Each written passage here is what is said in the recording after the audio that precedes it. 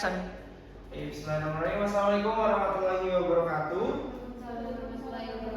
Selamat siang anak-anak yang berbahagia, yang luar biasa pada siang hari ini.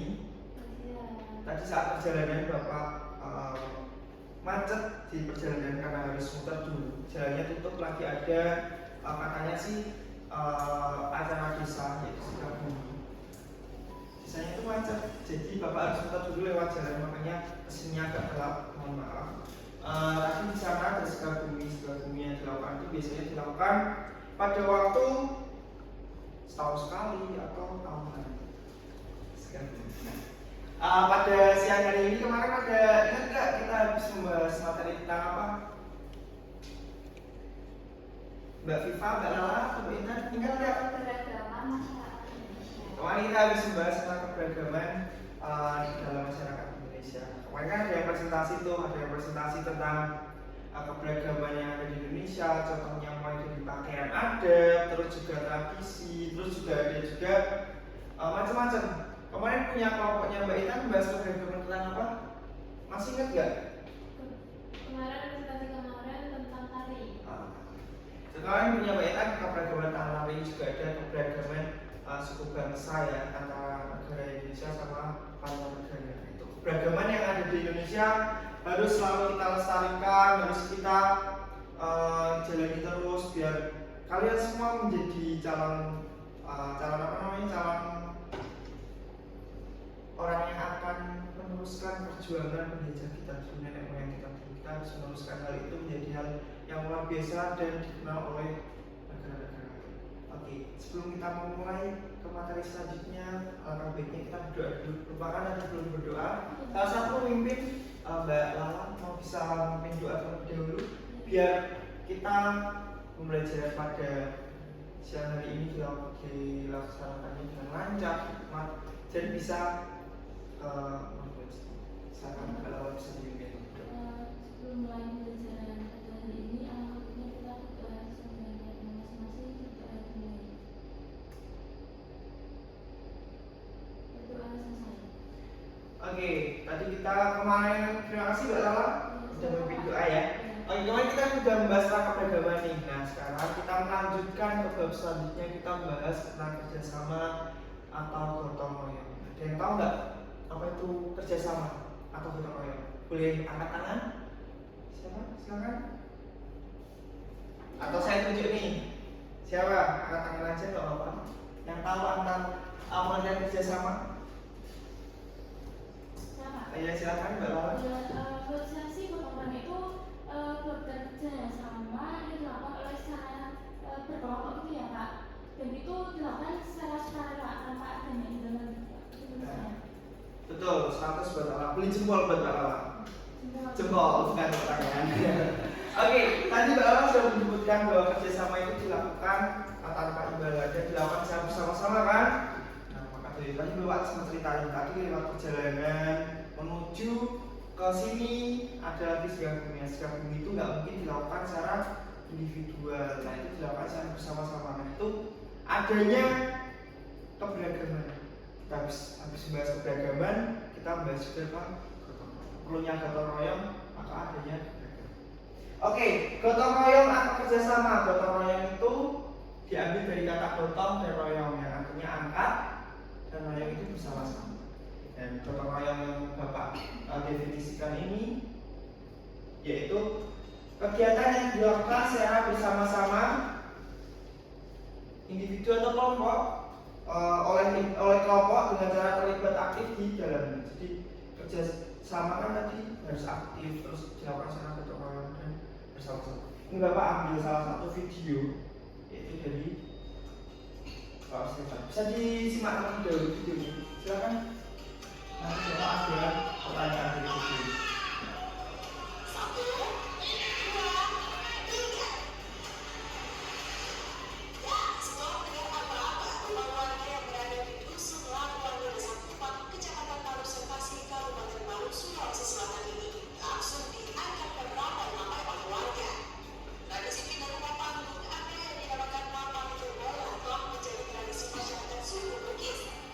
Dalam tradisi ini warga akan bergotong royong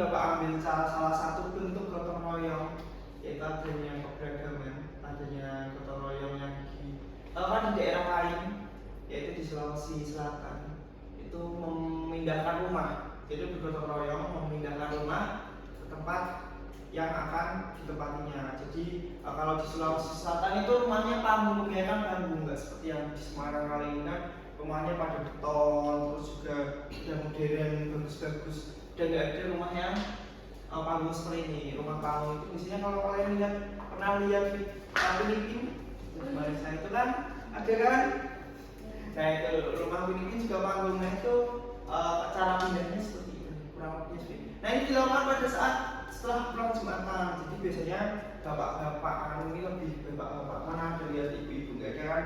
Kalau ibu biasanya di dapur, nah ini bapak-bapak.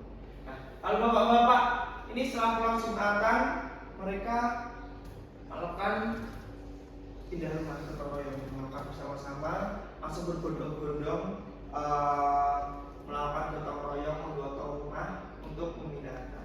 Nah itu nggak mungkin kan rumah sebesar ini dipindahkan secara individu, akhirnya gotong. Nah dari yang tulis katakan tadi, ada yang tahu itu tulisnya mengatakan apa? Saya sangat bangga dengan gotong royong. Nah tulis saja bangga adanya gotong royong yang dilestarikan di Indonesia. Masa kita sebagai generasi calon penerus bangsa nggak mau ikut melestarikan gotong royong? Contohnya gotong royong yang ada di Sulawesi. Kita harus bangga untuk dan melestarikan terus gotong royong yang ada di negeri. Nah, Bapak menemukan dua definisi gotong royong, bisa dibaca Mbak Viva untuk dari Manzali. Silakan. Gotong royong adalah suatu kegiatan yang dilaksanakan secara bersama-sama yang dianggap berguna bagi individu lainnya. Nah, dari Manzali mengatakan bahwa gotong royong kegiatan bersama-sama yang dianggap berguna bagi individu lainnya. Jadi gotong royong itu dilakukan secara individu. Sekarang kan banyak gotong royong yang dilakukan yang nggak bermanfaat. Contohnya apa? Yang tahu nggak gotong royong yang nggak bermanfaat?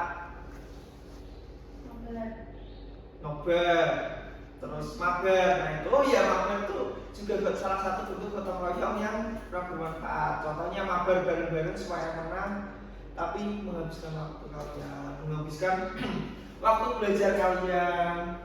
Salah satu yang sangat merugikan buat kalian. Jadi kita harus bisa melestarikan gotong royong yang mampu itu bermanfaat, terus itu berguna bagi individu maupun lain. Nah, ini Bapak ambil istilah-istilah gotong royong.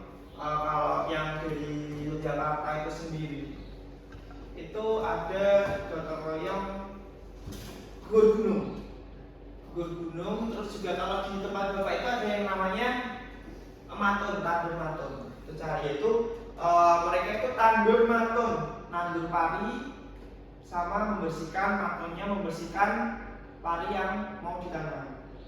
Nah, jadi kalau yang namanya di Jambi itu pelarian yang dilakukan di Jambi itu untuk tandur padi yang yang Bapak ada di desa Bapak. Itu pelarian. Terus juga ada masohi kalau di depan Bapak itu namanya sambatan atau sinom, kalau bisa kalian tahu. Ada kan di tempat kalian sinom? Ada. Nah, kalau di tempat Mbak Lala sinomnya biasanya ngapain itu? Kalau boleh tahu? Itu Pak, gotong royongnya membantu di pernikahan atau perkawinan. Membantu di pernikahan atau perkawinan. Ada lagi untuk Mbak Ita gimana aslinya di tempatnya? Sama Pak, tapi di tempatnya itu biasanya namanya rewang. Nah, beda-beda kan setiap wilayah. Nah, itu kita harus bisa melestarikan, harus bisa menghargai dan mengembangkan terus bagaimana itu masohi, pelarian, bergunung, tandur matun, terus banyak lain sebagainya. Kita harus bisa paham. Oke, sekarang kita kuis. Sudah paham? Ada yang mau ditanyakan? Ada yang mau ditanyakan dari pengertian gotong royong, definisi, manfaat, terus contoh-contohnya. Ada yang mau ditanyakan nggak nih? Sebelum ya silakan Mbak Lala. Menurut kalian sendiri kerjasama sama gotong royong itu sama apa gitu Pak? Kerjasama sama gotong royong itu Kerjasama sama gotong royong itu hampir sama mirip. Jadi kerjasama itu sendiri, kalau kerjasama kan kerja yang dilakukan secara bersama sama, gotong royong juga seperti itu. Suatu kegiatan yang dilakukan secara bersama-sama. Jadi intinya kerjasama atau gotong royong itu tujuannya untuk melakukan kegiatan yang dilakukan secara bersama-sama. Ya, untuk gotong royong sendiri itu Ya, kenapa? ada kayak kendala ataupun hambatan nggak sih? Nah, mungkin dari teman-teman yang mau jawab, silakan Mbak Fitna. Saya Pak. Iya, silakan. Jadi kalau menurut saya faktor pendukungnya gotong royong itu karena manusia adalah makhluk sosial. Jadi saling membutuhkan. Jika ada kesulitan dengan adanya bantuan dari orang lain, pasti pekerjaannya akan lebih mudah, lebih cepat selesai. Terus dari faktor penghambatnya itu manusia yang memiliki sikap individualis. Jempol buat Mbak Fitna. Gimana Mbak Lala? Ya, Jempol luar kanan. Ini kan ada sini. Gimana Mbak Lala? Jawabnya. Betul. Jadi kalau untuk individualis sama tadi apa namanya? Faktor pemberontakan dan penghambat. Nah, biasanya kan sekarang kan di hidup perkotaan ini kan udah jarang yang namanya gotong royong. Kebanyakan udah banyak perumahan, banyak yang kerja mulai dari pagi sampai pagi lagi. Itu kayak udah kayak apa namanya? Nggak ada waktu buat berinteraksi antar tetangganya. Walaupun bukan hanya tetangga, bahkan di lingkungan rumah pun mereka mungkin sangat minim untuk interaksinya. Maka dari itu kalian semua calon generasi, calon penerus, terus calon anak-anak yang akan menuju ke dewasa itu harus bisa membuat gotong royong yang ada di lingkungan, minimal lingkungan keluarga kalian itu terus tersedia. Yuk kita quiz dulu yuk. Quiz dulu ya. Oke. Biar nggak ngantuk nih, udah pada ngantuk. Jadi ini untuk kuisnya. Ini Bu, ini untuk kuisnya tunggu sebentar. Nah, kuisnya itu nanti ini akan diputar. Jadi ada 3 pertanyaan aja. Bapak ambil 3 di sini gampang. Jadi untuk merefleksi yang kalian udah Bapak jelaskan tadi biar kalian biar ingat terus di otak kalian.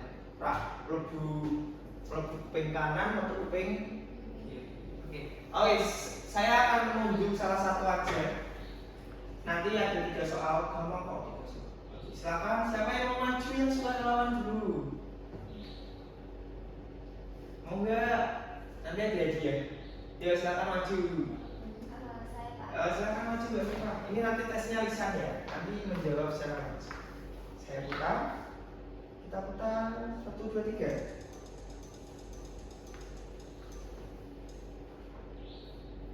Nah, pertanyaannya tujuan dari gotong royong.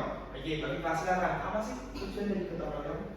Kalau menurut saya itu Pak, tujuan dari gotong royong yang pertama pasti memudahkan suatu pekerjaan karena kan dilakukan bersama-sama. Kemudian yang kedua juga menjaga kerukunan antar masyarakat karena dari gotong royong itu sendiri kan kita kumpul bareng, terus dari situ tercipta solidaritas.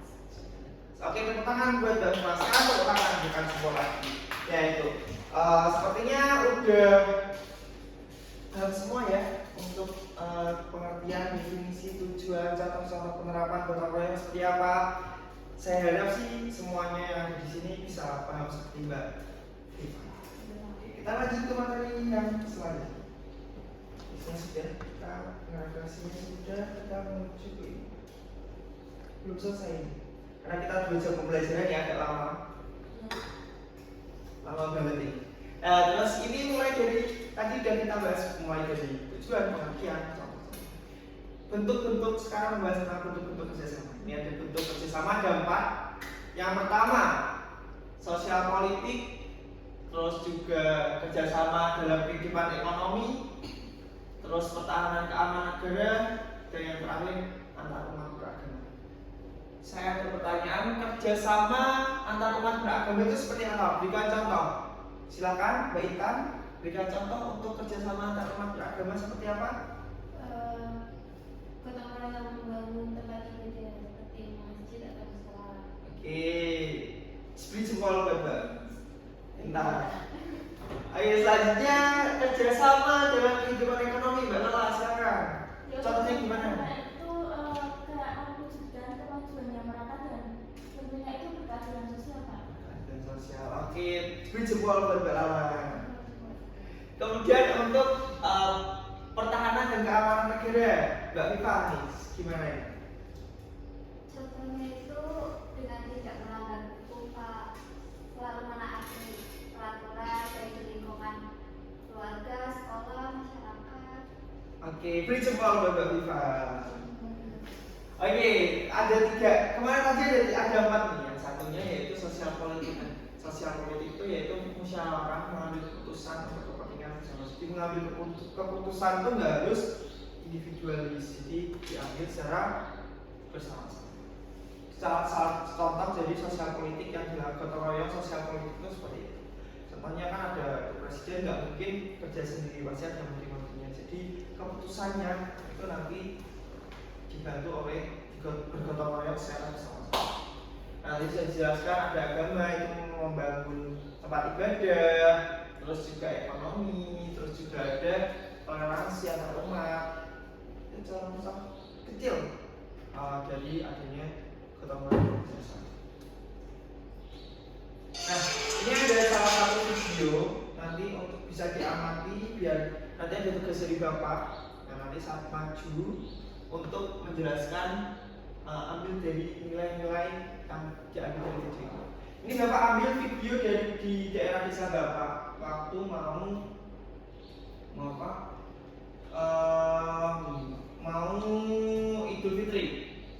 Siap menikmati dulu. Ini di Salimbangan. Namanya Grebek Kupat.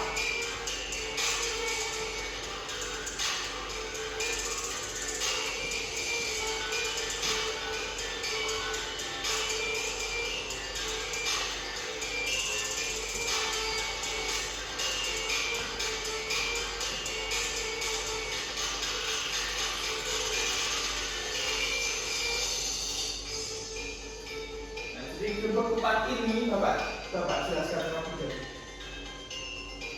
Grebek Kupat ini biasanya dilakukan mungkin karena gotong-gotong mikul kupat sebanyak itu dilakukan secara individu, nggak mungkin kan, ini dilakukan secara bersama-sama.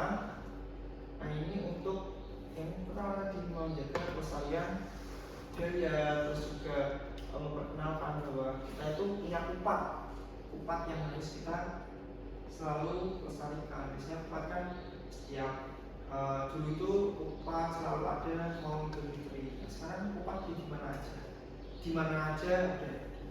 Oke, sekarang tugas kalian mengambil nilai-nilai yang ada di video, yaitu berkaitan dengan gotong royong. Silakan. Nanti saya suruh maju ke depan ya, satu-satu ya. Silakan dikerjakan. Perlu waktu berapa menit? Oke, dikerjakan ya. Silakan dikerjakan. Perlu diputar lagi videonya.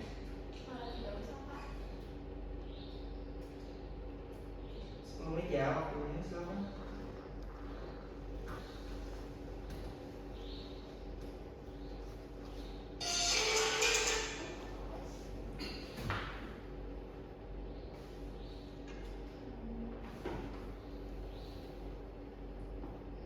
Yuk, dikerjakan dulu yuk.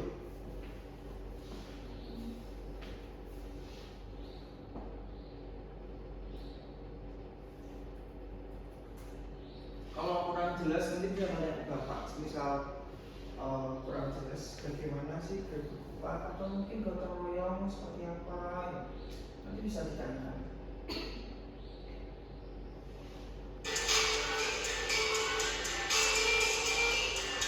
Ini yang dibuat gunungan itu kupat ya, jadi biasanya kan gunungan itu namanya gunungan. Yang mana gunungan tempat-tempat kalian sudah namanya gunungan. Biasanya juga gunungan sekarang kan beragam, ada yang hasil panen, terus juga ada yang uang, sekarang juga ada banyak. Silakan ditulis terus dijawab. Nanti kalau udah ada yang siap maju masuk.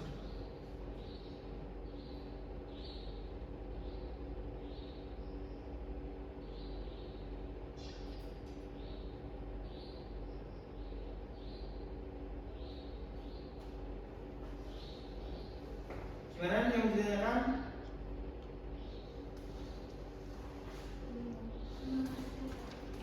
Belum ada ya.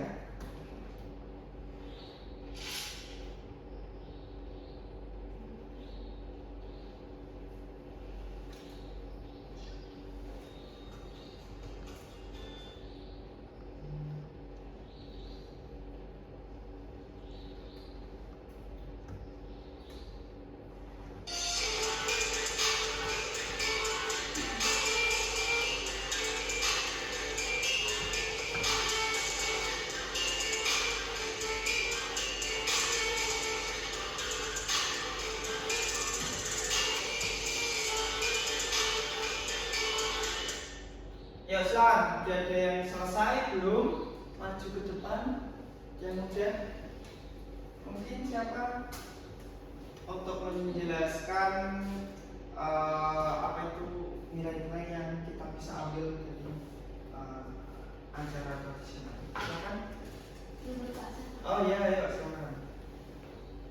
Ya dari video yang ditampilkan Pak Hanung tadi, menurut saya itu sebagai wujud syukurnya kita kepada Allah Subhanahu Wa Taala karena sudah dilimpahkan rezeki, lipat rezeki, kesehatan dan dijauhkan dari segala mara bahaya. Dan untuk hubungan keempat sendiri tadi itu menurut saya itu menggambarkan kehidupan manusia yang memiliki papat atau 4 unsur, yaitu kehidupan manusia itu harus bersinergi dengan Tuhan.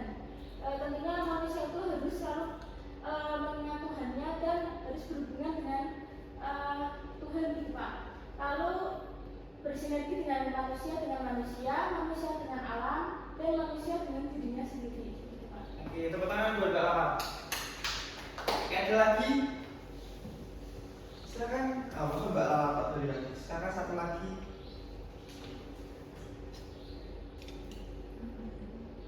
Nilai-nilai aja nih biar kalian. Kalau ini Bapak nanti ada nilai buat kalian, nilai pertanyaan. Satu lagi yuk. Nanti habis ini selesai bisa pelajaran. Kalau saya Pak. Yuk silakan Mbak Kofifa. Masuk ke depan. Jadi tradisi nyadran ini juga dijadikan sebagai sarana untuk melestarikan budaya gotong royong, karena dari tradisi nyadran ini kan ada upaya untuk menjaga keharmonisan antar masyarakat melalui kegiatan kumpul bersama. Jadi kan dari video tersebut grebek kupat itu kan nanti kupatnya dimakan bersama-sama. Oke, tepuk tangan buat Mbak Kofifa. Terima kasih tadi Mbak Lala sama Mbak Kofifa. Besok ada ribut dari saya selain nilai yang bagus, besok juga ada ribut dari saya. Terima kasih. Itu diingatkan ya Mbak Lala sama Mbak Kofifa ya. Ya.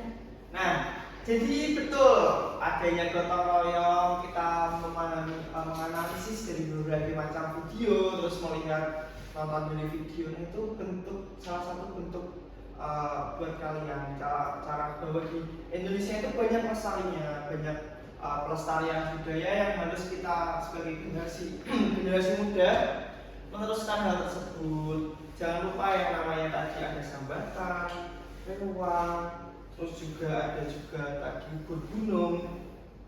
Masih banyak lagi di Indonesia itu masih banyak yang harus kita lestarikan. Seperti itu. Contohnya ini Grebek itu di desa saya biasanya dilakukan sebelum Idul Fitri, biasanya seperti itu. Oke, untuk hari ini ada yang mau menyimpulkan dengan hasil yang sudah Bapak tanya, sudah berikan materi tadi? Apa gitu pertanyaan untuk Bapak boleh yang ingin ditanyakan?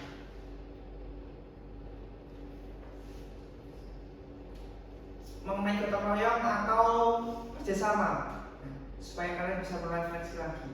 Saya kasih tugas, terus kita juga ada kuis interaktif tadi. Nah, ini juga ada pertanyaan, silakan.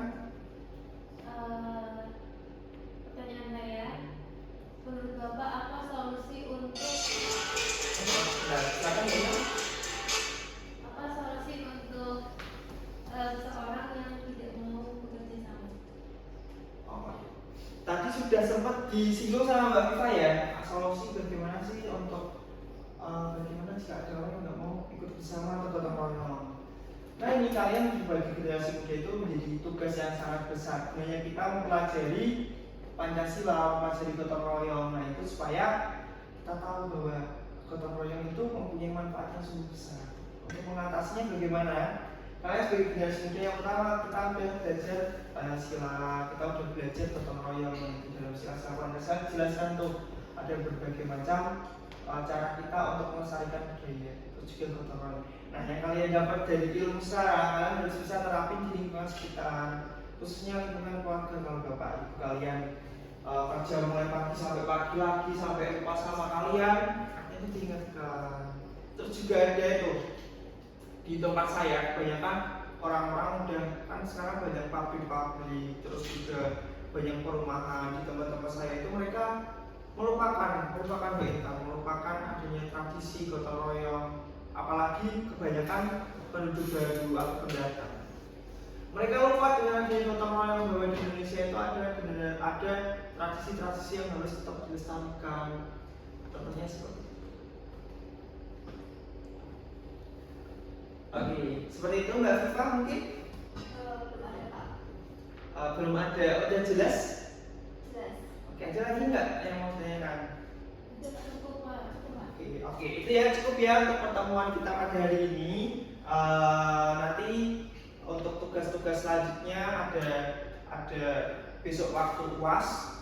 Waktu UAS kalian atau STS ya sekarang namanya STS, kalian harus bisa nih nanti besok ada definisi gotong royong, tujuan gotong royong, contoh-contohnya, terus juga penerapan yang kalian lakukan di wilayah setempat kalian atau tempat kalian yang kalian tinggali itu ada. Seperti itu. Mungkin nanti kalau kurang jelas bisa ditanyakan ke Bapak langsung atau apa kesimpulannya pada siang hari ini yang dapat kita pelajari bahwa kita harus tetap melestarikan budaya gotong royong khususnya, apalagi budaya yang seperti yang sudah ada seperti nyadran, itu ada nyadran, terus juga gur gunung ini juga ada, terus juga sambatan, lagi ada tandur latun, terus juga ada lagi gur gunung. Nah, kita harus melestarikan itu. Oke, itu saja dari Bapak yang bisa saya sampaikan. Kurang lebihnya mohon maaf ya.